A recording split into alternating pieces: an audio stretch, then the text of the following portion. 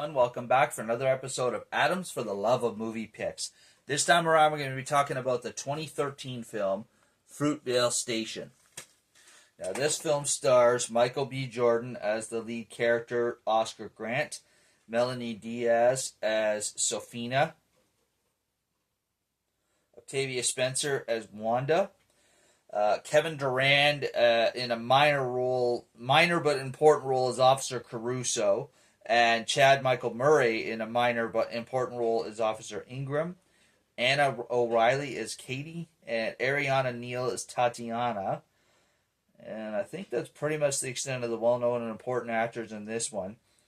So basically, Fruitvale Station is based off the real-life 2009 murder of Oscar Grant, who was killed by Bay Area Rapid Transit Police, or BART, Officer Johannes Mercel at the Fruitvale District BART station in Oakland, California. It has Kevin Durand and Chad Michael Murray playing the two BART officers involved in Grant's death, although their names were changed for the film.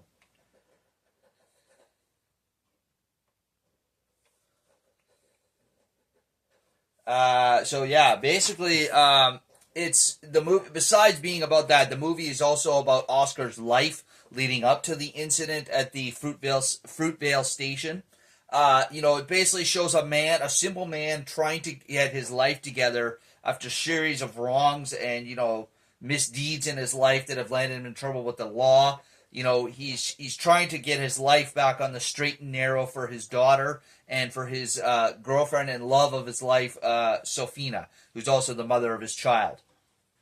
And it's just showing some of the struggles that he's gone through, how he's tried to his best to reconnect with his family, not only his girlfriend and his daughter, but his mother, who at times he's been estranged from. Excuse me. And just trying to do right in his life. At this point in his life, in the leading up to the events of the shooting, he had just lost his job, got fired for always showing up late, he's on a bit of a rocky relationship with his girlfriend. I guess supposedly because he cheated on her. And he's just trying to rectify these wrongs, as well as his past life, of being in trouble with the law. And it's just the process of going through that film. And it's only an hour and 25 minutes long, this film, so it's not like it drones on and on. It's really good at telling Oscar's life story, and not just portraying him as a victim, but also as a man who had a life to live, and how that was sadly and viciously taken away from him. Probably the last quarter of the film is the direct events leading up to the shooting, because it happened on the early morning hours of New Year's Day, 2009. He had basically gone out for New Year's with his friends and his girlfriend to celebrate the New Year's, and he was actually killed coming home because while on the train, he gets into... Now, I'd have to double check and see if this actually happened or not. But he gets into a fight with what I assume is a rival gang member. Gets into a physical fight, and the police are called. Now, even though, if it happens like it did in the film, Oscar didn't do anything. He was jumped by the other gang. The police apparently are very racially biased and motivated. At least they are portrayed as that in the film. Just assuming that they're a bunch of African-American young men up to no good. And proceed to treat them as such. Beating on them, not giving them a chance to explain their side of the story, really arresting them and harassing them for nothing. And at one point,